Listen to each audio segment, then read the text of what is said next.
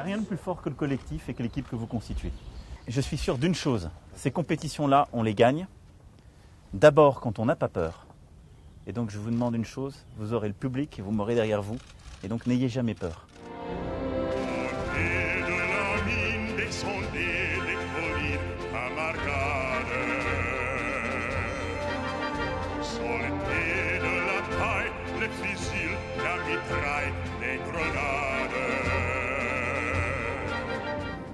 Je m'incline devant le sacrifice immense des 37 000 tués, des 19 000 disparus, qui tombèrent en héros sur ces terres normandes entre juin et août 1944, et pour la plupart qui reposent pour l'éternité. Je m'incline, et à nos vétérans et à leur nation, je dis merci. Je rajoute un truc et que ça redonne une dynamisme. Merci messieurs.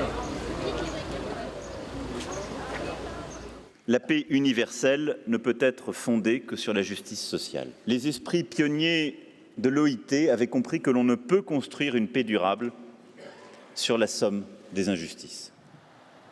Ces 7 hommes savaient. Ils savaient, en marin, en homme de mer, qu'ils prenaient tous les risques. Et parce qu'ils savaient, leur courage en fut plus encore admirable.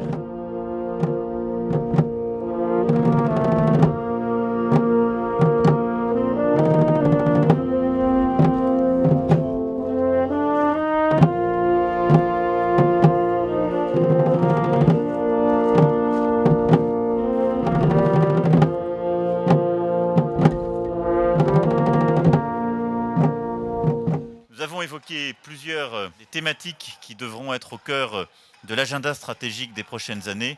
La première, c'est évidemment le climat, avec une priorité et tout particulièrement l'objectif de neutralité carbone à l'horizon 2050 que nous avons collectivement rappelé.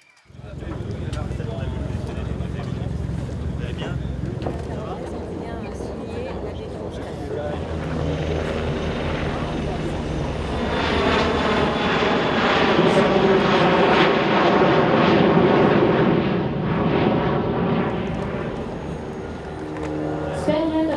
Bonjour. Bonjour, messieurs, dames. Vous allez bien ? Bonjour.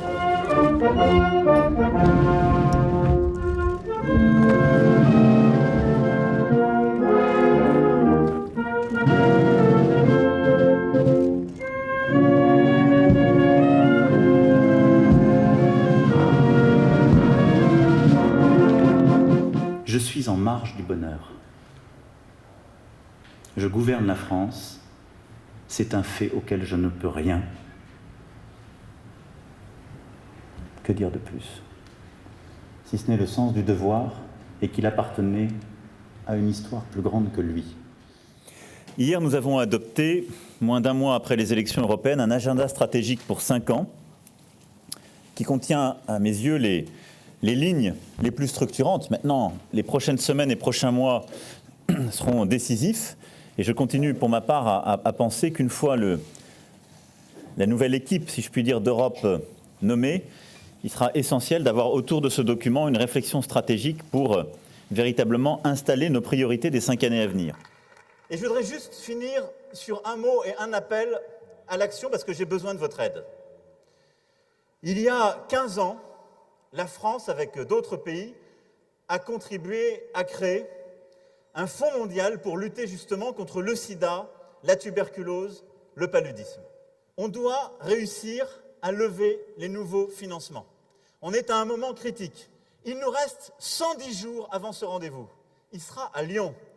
110 jours pour faire mieux que 13 milliards d'euros. 110 jours de mobilisation pour que, en France, à Lyon, dans 110 jours, nous soyons ensemble au rendez-vous. Voilà ce que je voulais vous dire et vous souhaiter une très belle fête de la musique.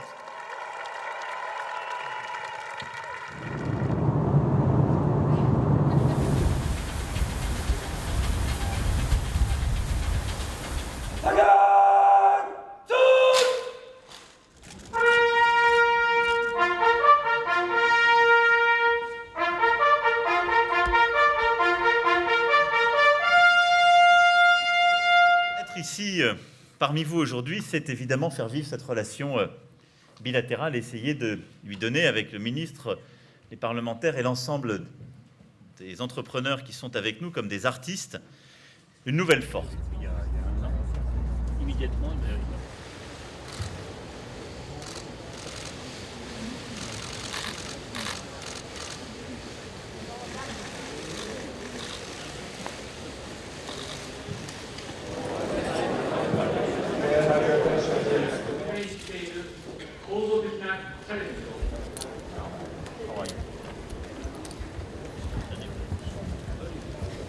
How are you?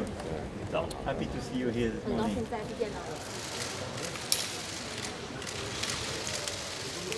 Ce conseil extraordinaire s'est donc terminé avec des annonces et des décisions importantes, et il a permis d'arriver à une conclusion positive et consensuelle sur l'intégralité des nominations relevant en tout ou partie de la compétence du Conseil européen. Et c'est, je crois, à cet égard extrêmement positif pour l'Europe et pour les dirigeants qui sont investis à cette mission depuis dimanche midi.